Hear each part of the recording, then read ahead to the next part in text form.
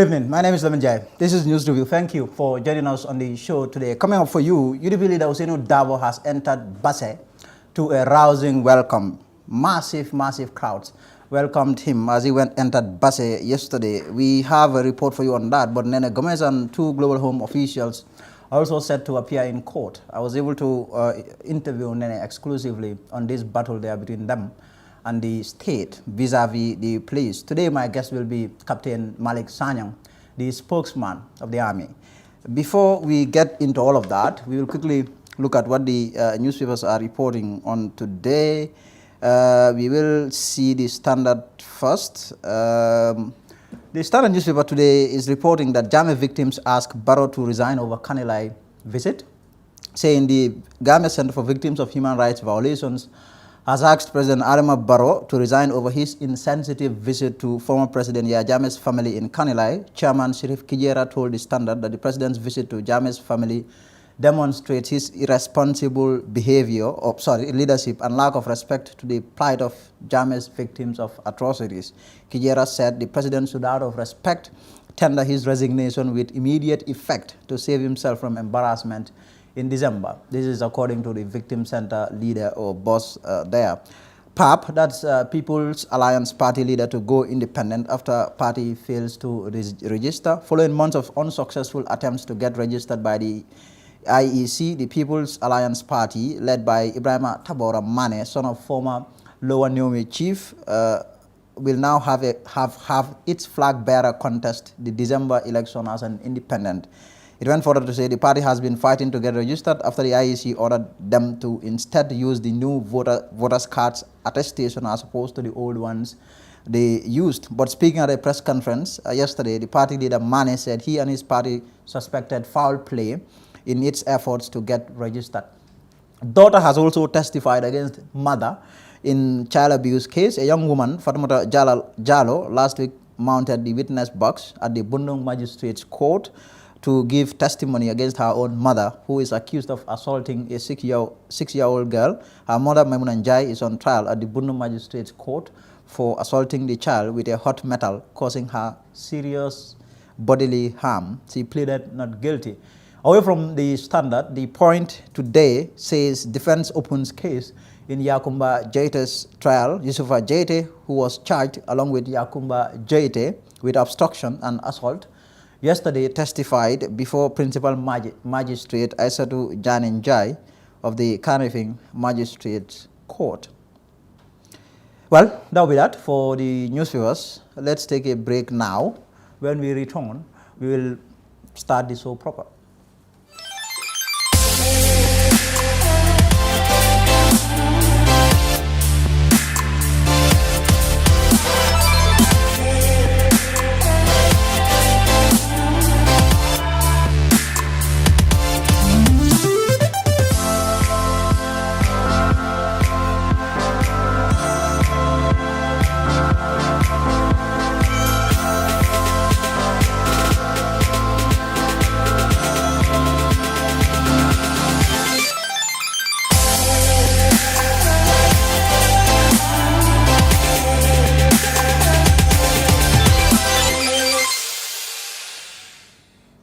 Welcome back. UDP leader Usainu Dabo has said he is very much pleased after thousands of citizens welcomed him as he entered Basse.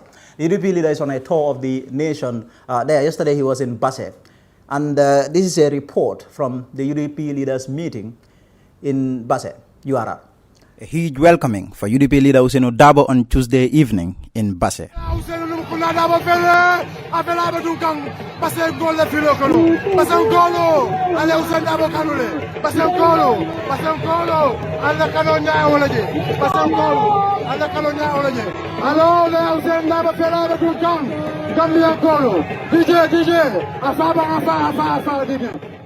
Dabo stated he was satisfied with the crowd that welcomed him in Basse. Tentula, Baljala, Jusola Tabake, na welcome men sota janda. Badi bungol ko badi be 60% lesson. And then manta wulli follow. Manta kantora follow. Manta tumanna follow. Manji marajube follow. Nyemo base dambane. Banda 70% le dia. Atele ya beno.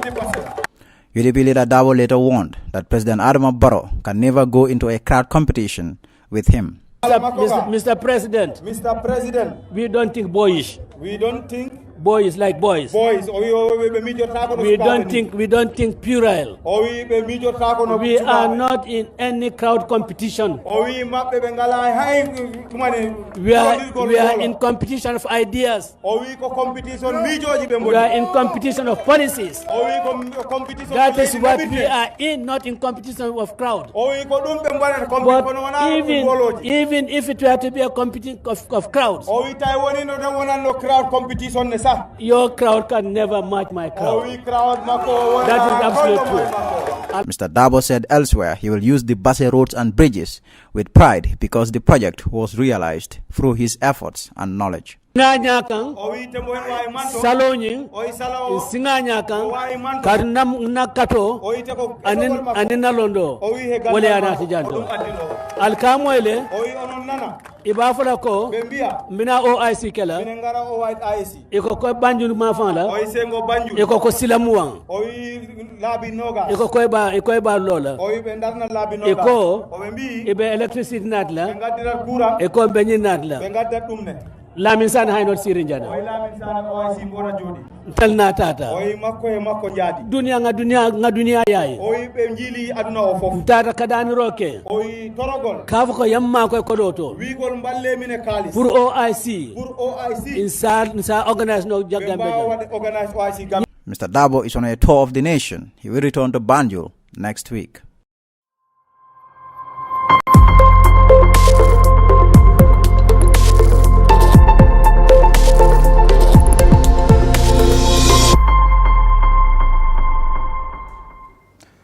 Welcome back. So, global home officials, among them Nene Freda Gomez, Gilbert Manga, and Lamin Seed, were charged by police yesterday for allegedly trespassing into a property and causing damage or injury, if you like, to property. So they were charged. Today they were back in the police station, and then they went all the way to Banjul. So I had the opportunity to interview Nene Gomez there on the problems really they are facing regarding this whole matter. So Nene, today you went back to the police station. Can you tell us what are the police saying? Why were you at the police station today? It was a very interesting day today, Lamin. We were asked yesterday to come and report back in the morning at 9 o'clock for them to arraign us before the courts, because again our attorney was insisting that they need to make a determination since we've already been charged.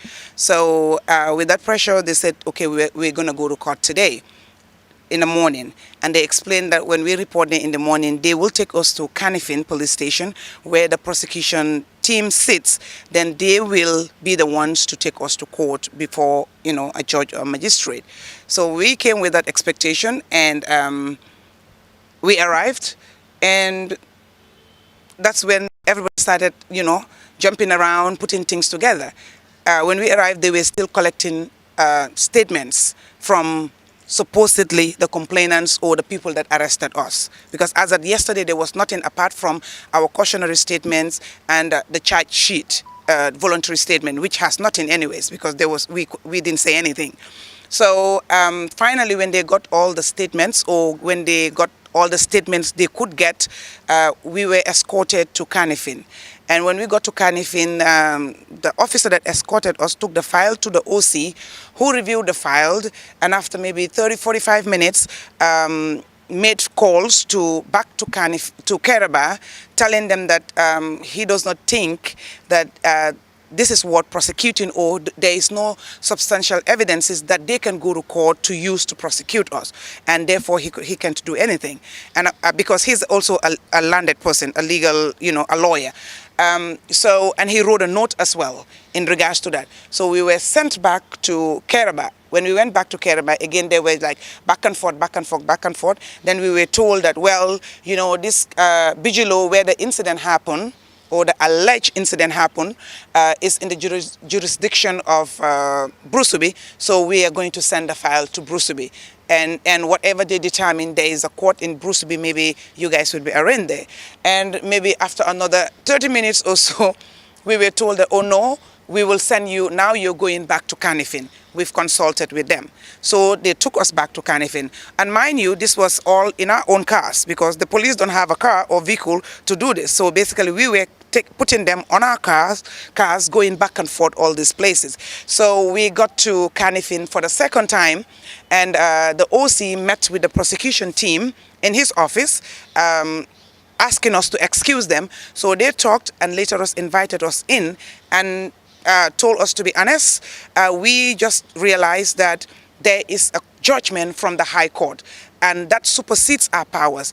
We can only act if there is anything else coming from a higher court saying anything different, then we can act based on that. But otherwise, we cannot do anything. So we at this point in time, our hands are tied.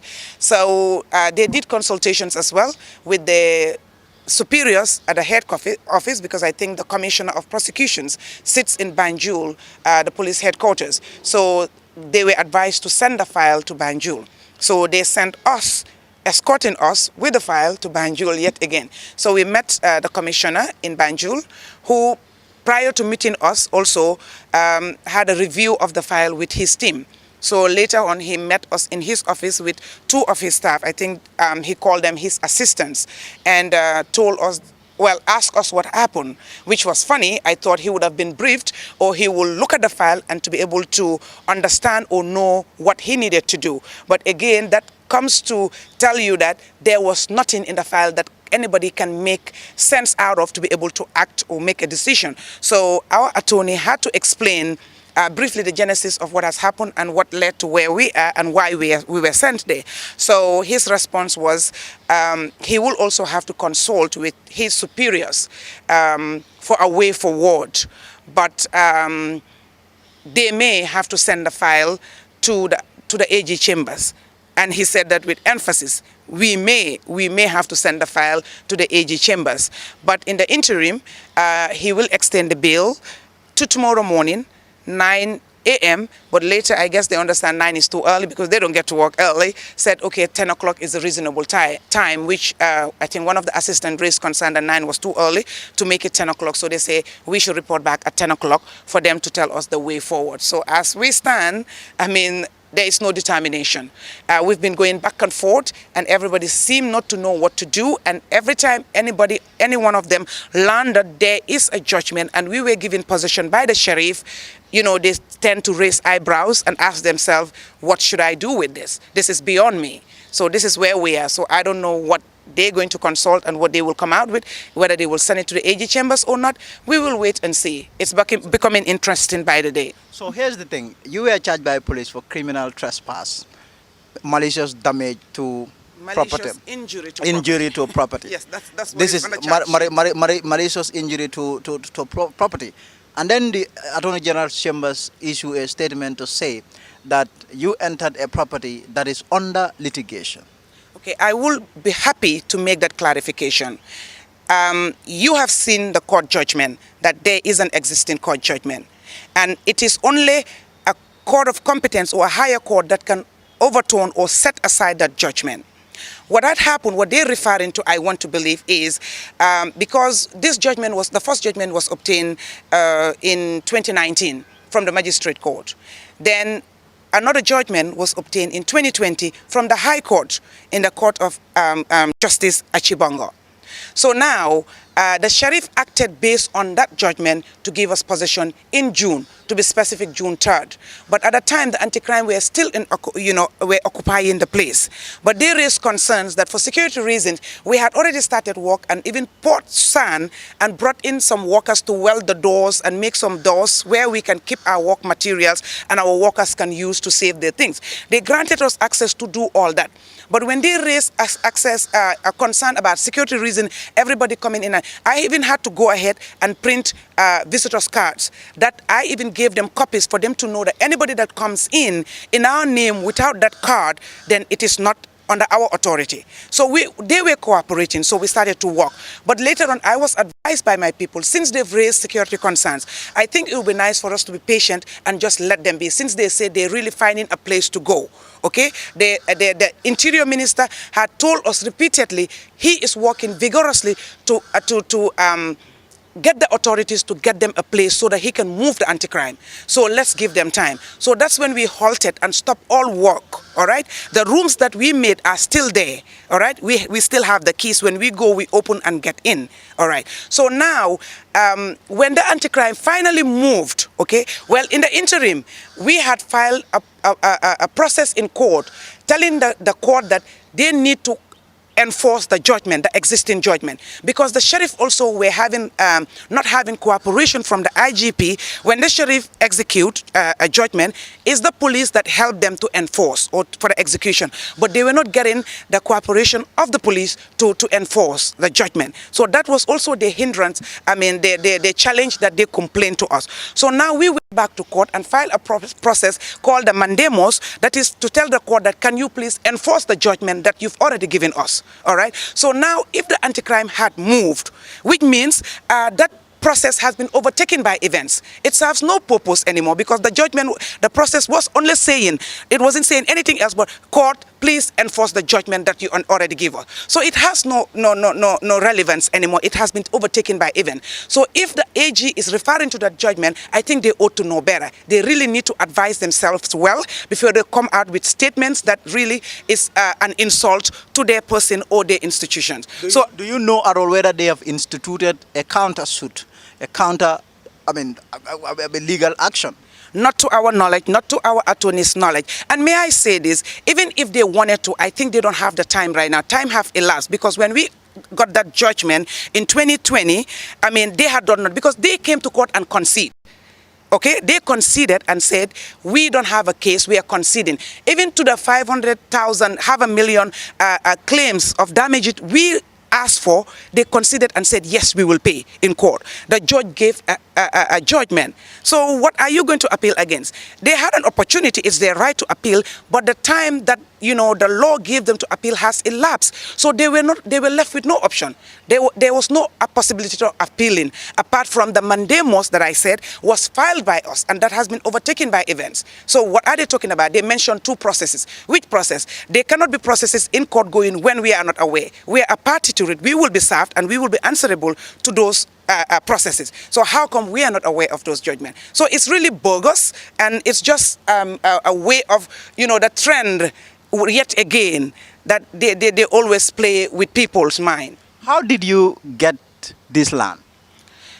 How did we get it? It was assigned to us through the Alcalo of Bijilo and the Gambia government because of the works we were doing. Like I said, before, the organization has been coming and doing work in this country without having a physical place. What they do is they come and go to the provinces. Birkama is not considered a province, but we've worked in Birkama. Even at Serakunda clinic, the Sheikh Zayed, we've had works there with the doctors as well. So we go to the provinces and work. But because of the good work that we do, the free medical services that we offer, it was deemed wise to allocate us a place to be able to station in this country to help the citizens of the country. We all know we have a dilapidated healthcare system. So anybody that comes with anything that really is more sophisticated or more advanced than what we have, I think we should all welcome it. And that was what was existing.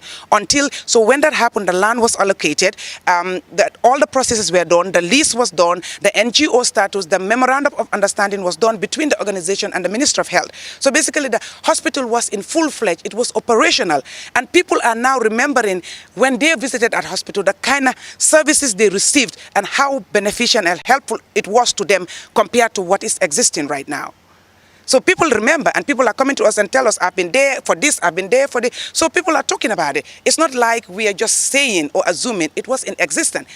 President Jammeh inaugurated it when it was built because it was a vast bare land. It was allocated, we fenced it all over and built the structure. And apparently it was supposed to be in phases. That was just the first phase and equipped in the tune of in excess of $1.5 million of equipments. So you can imagine what kind of equipments were in that hospital and what good they were doing to Gambia and Gambians and people that live in the country. Yet these people were kicked out of the government, of the country, sorry. What did you do to warrant the former president to, deport the previous officials who were running this organization? Lamin, you are telling me you are like water is wet. We all know water is wet. The former regime, do they give a reason for their actions? You know, all we could associate this with, because the timing, it was at the time Jammeh started that AIDS alternative treatment in 2010, thereabout, it was around the same time that they were just abruptly, arrested. They just walked in, went out for their own business, came into the complex, walking halfway into the complex, the NIA just barged in and told them they were under arrest. So they took them away. 3 days into detention, 2 days, the third day, they were flown out of the country because they're Koreans. Without doing anything. They were Koreans, but U.S. citizens. So the U.S. government intervened, so they were flown out of the country about after 3-4 days or so. So they were taken out of the country. So since when they left, it was that. Nobody had access. The soldiers took over the property, sent everybody away, and that was it. Nothing else. We didn't know until 2017, when this government took over in 2016, their first trip to New York, they were the ones that reached out to the founders, apologized on behalf of the Gambia government, and of course, blame everything on Jammeh because it was a dictatorship government, and encourage the organization to come back because they said they know the good services this organization was rendering to this country.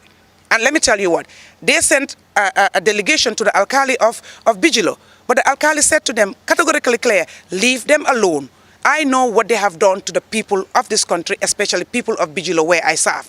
So if they want to come back, we welcome them, we want the services. So now you have the state give you this land. Now the state wants to take this land from you and use it for another purpose. Well, we don't have a problem with that. We are aware that state owns every land in this country, all right? And we have a constitution that governs the operations of everything anybody does in this country.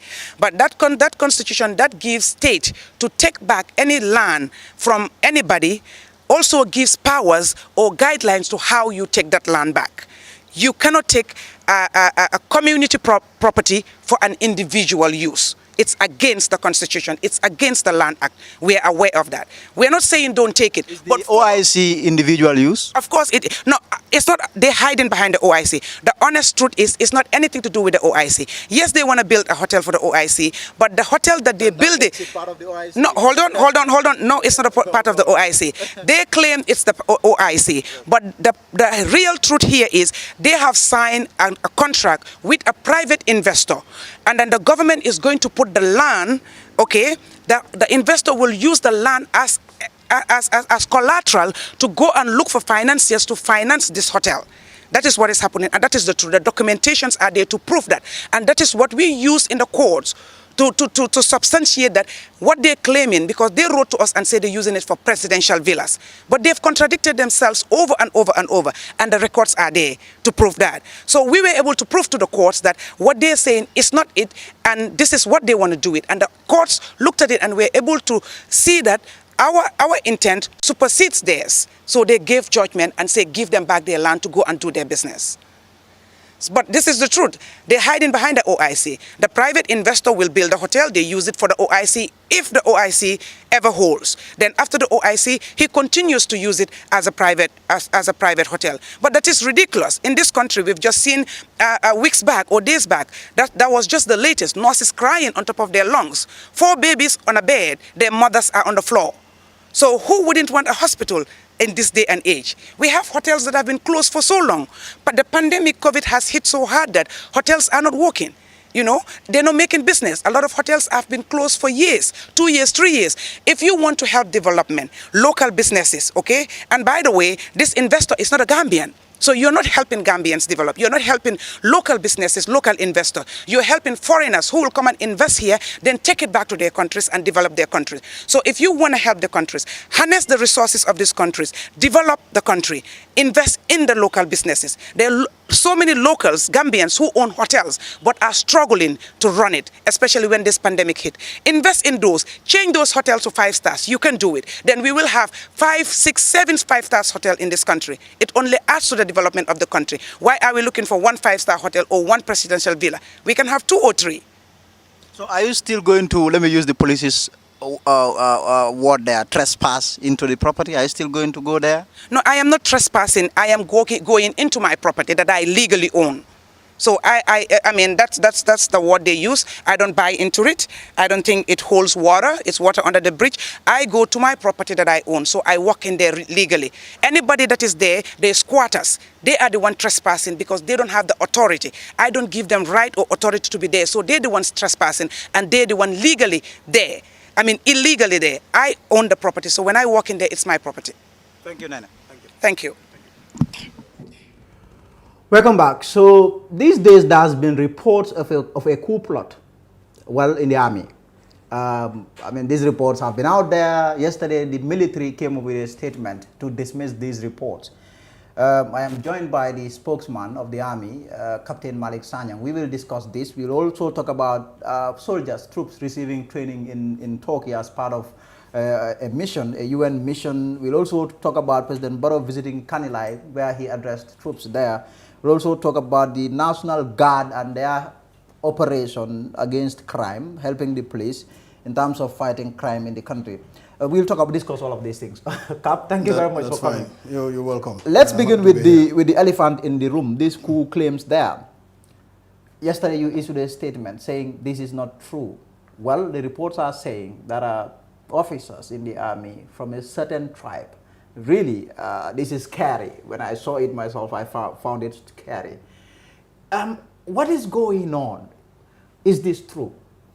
Well, I mean, first of all, thank you very much for having me here. And as part of the recent declaration by the Chief of Defense Staff, Gambia Armed Forces, that media outlets, journalists out there, should endeavor at all times to seek clarification on issues is very, very important, and I'm very happy to be here to make justice as far as that pronouncement is concerned. And it is important also to clarify that I did not issue a statement per se. The statement represents the views and yes, and standpoint of the Gambia Armed Forces. Yes. And what that is telling you is the fact that as far as we are concerned, it is just a hearsay. And I will tell you in a moment the reason why the Chief of Defense Staff and the entire Army High Command decided that it's just hearsay as of now. You have to understand that there are inner workings within the Gambia Armed Forces, and officers are trained to follow such inner workings. Those internal procedures cannot be circumvented. Mm-hmm. And looking at that report, you would understand that it does not bear any letterhead, and it does not also bear any signature column. It bears no name. And the manner in which the military intelligence unit work is such that they report directly to the Chief of Defense Staff. So whereas the report is not written by them, it is briefed on by them. And these procedures were never fulfilled as far as the Army High Command is concerned.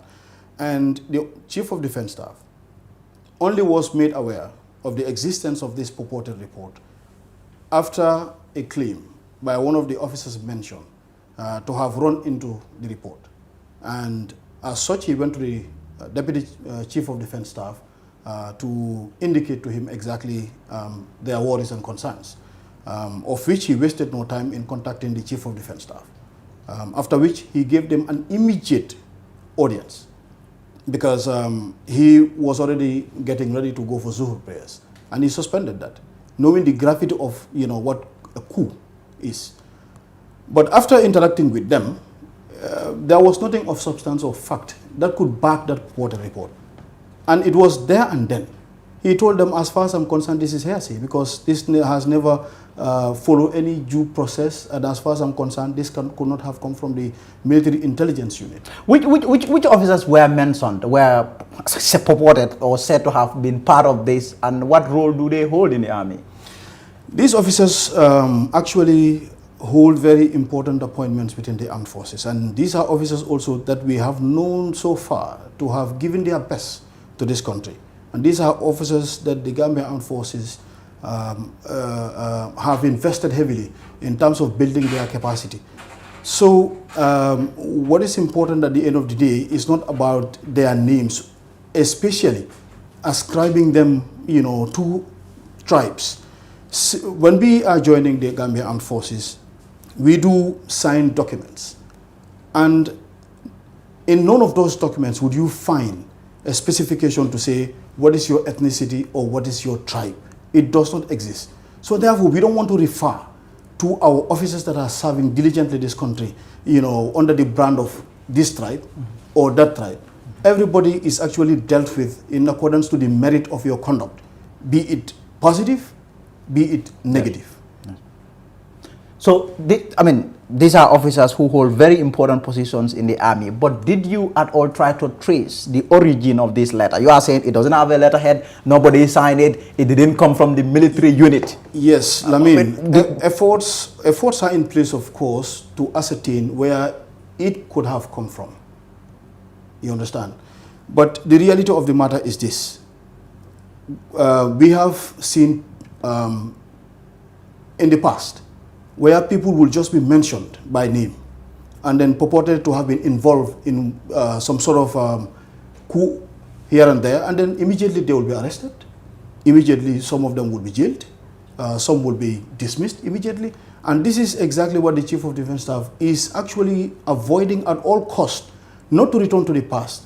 Veracity of accusations must be established before any tangible action will be done. The military will never shy away from the responsibility of, allowing themselves to be taken to task as far as such allegations are concerned.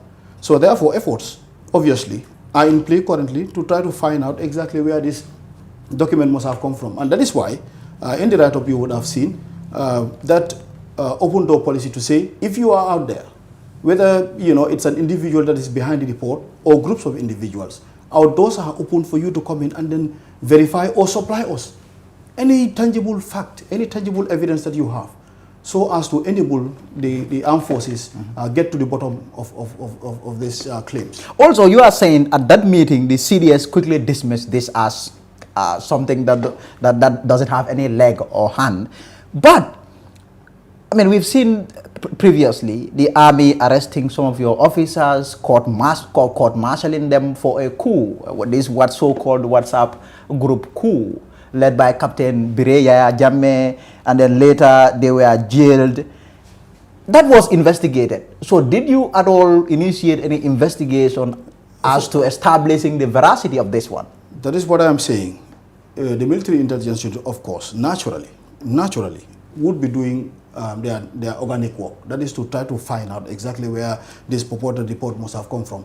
But mind you, that particular case did not emanate from here. That started well before in Darfur, when they were on a UN mission. This is where this audio, WhatsApp messages here and there, purported to have incriminated those concerned, was obtained. And then the military was able to get this thing as a basis to be able to launch a full-blown investigation into the matter. But in this case, in this instance, you don't have that. So you cannot just jump out of paranoia to do what you are not supposed to do. This is not the first time an allegation has been made. Yes. You would recall not that long ago, another allegation came out, purportedly, calling out some names also in the armed forces, who were said to have, planned the coup as well. Yes. With hiding some weapon somewhere around, is it Combo Basori or Combo Tubacada, yes, or something of that sort. But there was no element of truth behind that. So for how long will you continue wasting your resources in just jumping out of paranoia into issues like that?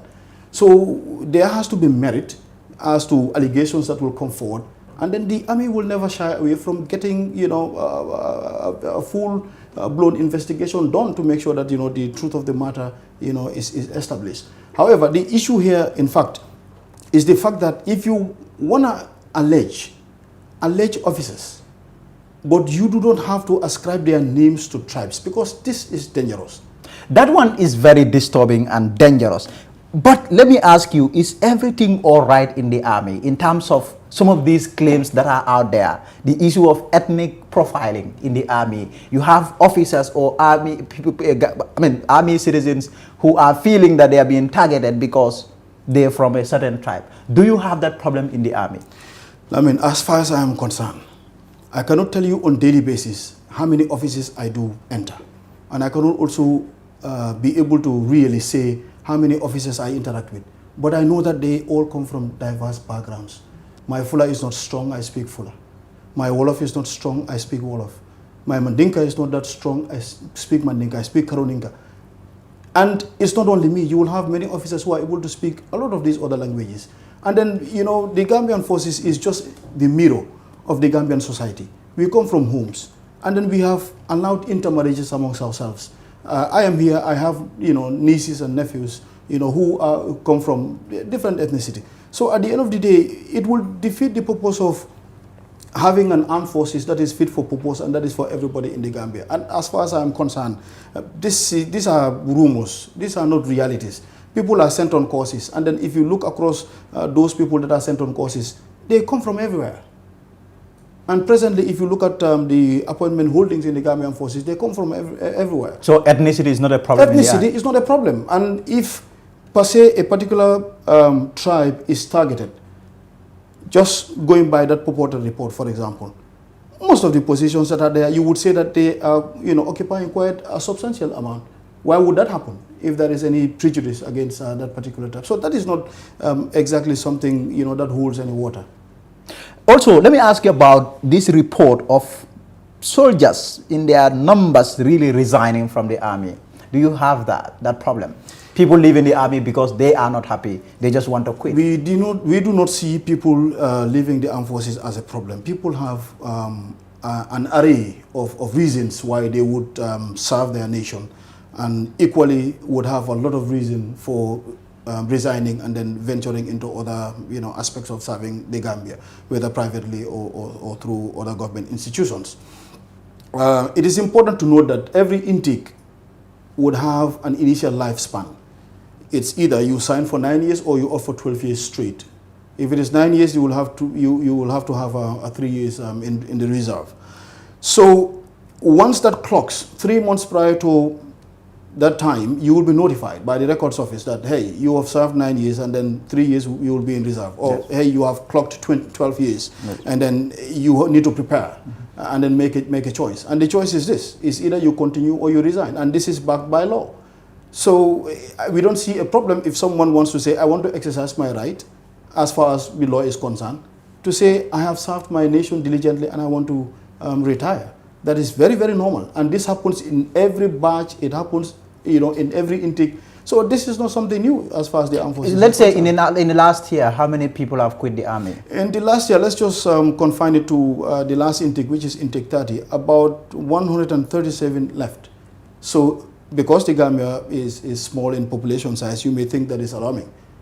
But then how many percent would that constitute if you minus that from 1,500 who are still serving? 1,500 minus 137. The rest are still serving. So the percentage is acceptable. And this is, what has been the trend. And then come next year, intake 31 will also be due and they'll be notified through the same process. And some people may opt to go and then some people will opt to serve. Now, your commander-in-chief, the president, this is something that has been talked about. People have said it. Okay, since he became commander-in-chief, he has never gone to the military camps, the barracks, to meet with the troops. Yet, the president last week was in Kanilai, where he interacted with troops there, addressed the troops at the Kanilai barracks. Let's talk about that. Is it, I mean, how do you see that at the army? How do you see the issue of the president and his relations with the military? I would say it is significant in the fact that if the commander-in-chief decides to talk to his soldiers, this is quite normal. And it is also something that soldiers would cherish as a form of moral boosting, knowing that your leadership is checking on you.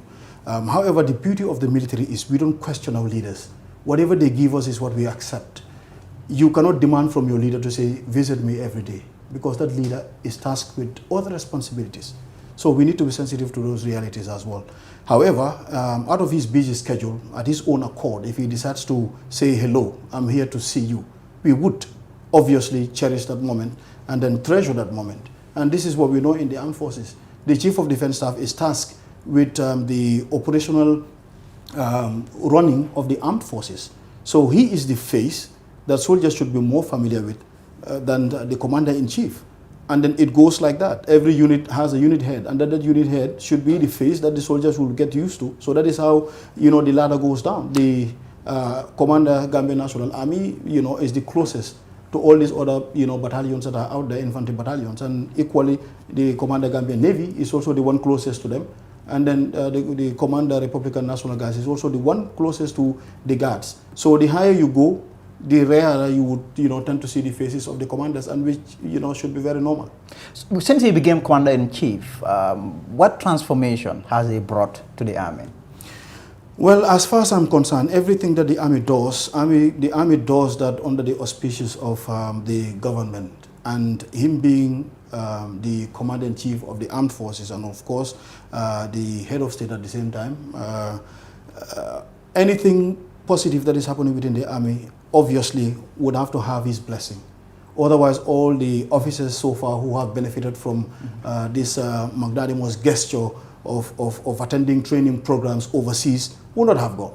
Because at the end of the day, you will have to send requests to seek approval for those things to happen. If he turns them down, automatically nothing will happen. But I don't recall of a time where the Gambia Armed Forces have been in need of assistance. And a document is forwarded there and it comes back in a negative form. I'll give you an example. We have been trying to expand our responsibilities as far as peacekeeping endeavors, go. Yes. And immediately after, arrangements were made with the United Nations Peacekeeping Operations Department, you would have to understand that a series of, stages were set out to be accomplished before we could be given the green light. And amongst those, an AAV was conducted, an advisory visit, which was done virtually. And the display of our weaponry and the men and all that was made present, and the kind of trainings they have gone through and their readiness was all present. But however, there is this key component, very vital for you to be launched, which is the acquisition of capital intensive materials, such as the APCs and so forth. And a cabinet paper was prepared. As soon as it reached there, and then a green light was given. And as we speak, I'm happy to report that the payment that was required for the processing of those equipment, that has already happened. The funds were transferred already. How much is involved in buying these heavy weapons? In buying these heavy, I'm not in a position to be able to state exactly how many millions of dollars will be involved in this, but it's quite a heavy tune. Without government, the Gambia Armed Forces would not be able to afford all that. We have all our soft-skinned vehicles and all that, bought from the coffers of the Gambia Armed Forces, but as far as the heavy machinery goes, obviously, it is only government that will be able to chip in. And right now, these equipment have hit the production line. And in the next 6 months or thereabout, you will start seeing those materials in, and that will set the stage for the eventual launching of the Gambia Armed Forces into other areas of peacekeeping.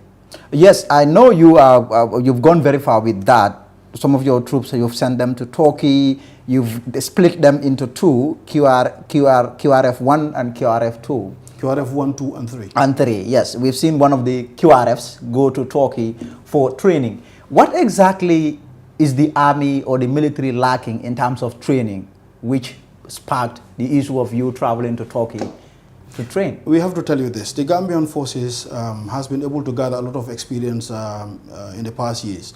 But you have to understand that we are not involved also in active conflict. The Gambia is at peace with her neighbor. And then most of these countries that are involved in helping, these are people that are constantly engaged in warfare.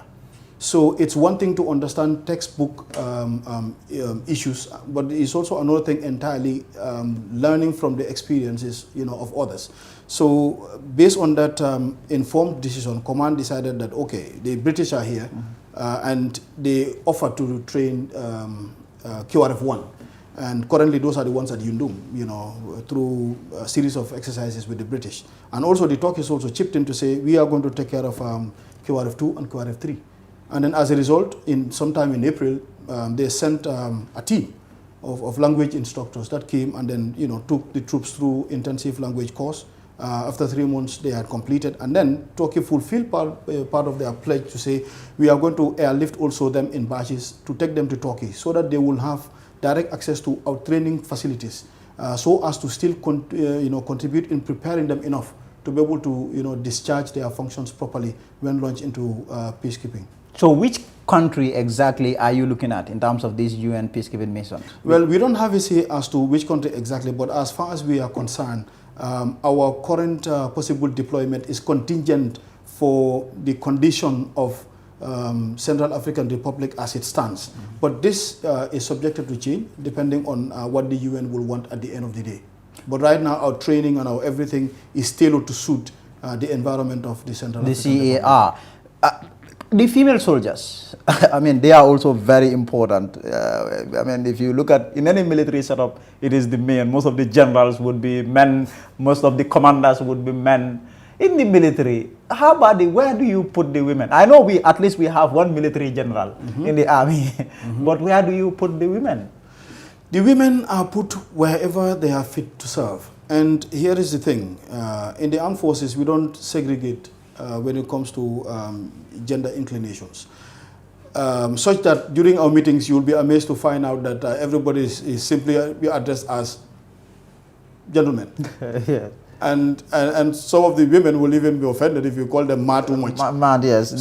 So it's not really to see them as women, and that is why they have to be given the backseat also. Yes. They are actively involved through all the stages of command, and you would have seen at some point on Watson Gambia a particular female officer was highlighted as the commander of Kudang at some point, and they are everywhere. Perhaps it's just a question that the members of the public are not aware, but they are leading troops in their barracks. So it's not, in fact, all about giving them big ranks here and there, but wherever you get to, at the right time, the right appointment will be accorded to you. Do they perform better than the men? They are men. Well, it will be difficult to say that, though. But that will be difficult. They are doing their best. They are doing their best. Away from that, let's talk about something that is, I mean, the army, this is the institution empowered to safeguard the territorial integrity, to protect the territorial integrity of this country. What we've seen over the years is that while you are still doing this work, you have foreign troops. How is your relationship like with the foreign troops vis-a-vis ECOMIC? Right now, Lamin, I could just get out of this studio and then call the PIO of ECOMIC, and then we'll be talking like brothers. And the same is true for all the directorates that are at the defense headquarters. We don't see them as foreign troops. We see them under the auspices of the greater ECOWAS region. And you have to also understand that the Gambian forces also forms part of the standby force for the ECOWAS. If, let's say, for example, in Guinea-Bissau, we were launched to go. Yes. So if trouble would loom somewhere else and the Gambia is set to go, the Gambia will also go. So the question is just a question of complementing each other's support, efforts rather, in making sure that peace and tranquility remains in the country, and this is what is happening. We are in close contact with them. We have our liaison officer with them. Usually we keep each other abreast of happenings when they're happening. And then also, in fact, when you see the presidency having certain movements, you do see Gambian soldiers alongside the economic soldiers, and then they are working in tandem. So are you happy with their presence in Gambia? It's normal for them to be here. As far as we are concerned, this is West Africa for them as well. Now, we've also seen the Commander-in-Chief put the National Guard on standby. But then, in fact, the National Guard, in terms of crime, there was a moment it was a little scary. The President had to even put the National Guard on standby. But then this National Guard went ahead, complementing the police in fighting crime in this country. What can you tell us in terms of what that has done in terms of bringing the crime situation What that down? has done, I mean, I think everyone is a living witness to that. I think people are a lot more at ease in terms of being able to go about their businesses. We've had a lot of troubles with taxi drivers. We've had a lot of reports regarding, people being attacked here and there. Yeah. But we have also seen a reduction, a sharp reduction in terms of the number of crime. Just recently, when I was coming from our annual General Assembly of our credit union, I was just coming home and I saw these brave men actually chasing after these people around GTMI that would be there doing this car racing and carelessly driving along the highway. I stood for a moment and then, to try to understand what was happening, but I realized that it was Operation Restore Sanity that was actually after them because they were disrupting traffic and their behavior was actually very, very callous and dangerous to all the road users. So these are the contributions that they have been doing. And as far as we can see now, the crime rate definitely has subsided, and this is something that is deeply appreciated. Let me ask you about the election. Will the army play any role at all, aside the fact that they are also citizens and they are also going to vote? Yes. Our job, as far as elections are concerned, is very critical. We will be on standby. And the Gambian forces right now has a restriction on even people going to ask for their entitlement as far as leave is concerned, just to make sure that they are ready and they are on the ground, should in case their services are required. Because the police will definitely take the primary leading role given the dynamics of being under a democracy. But quite naturally, the military will be there in the background watching, making sure that they are available to, make sure that, everything as regards to the peace and tranquility that this country is known for is maintained at all costs. Cap, I was going to refer to you as Major, but Cap. And by the way, before we go, it's important that I announce this.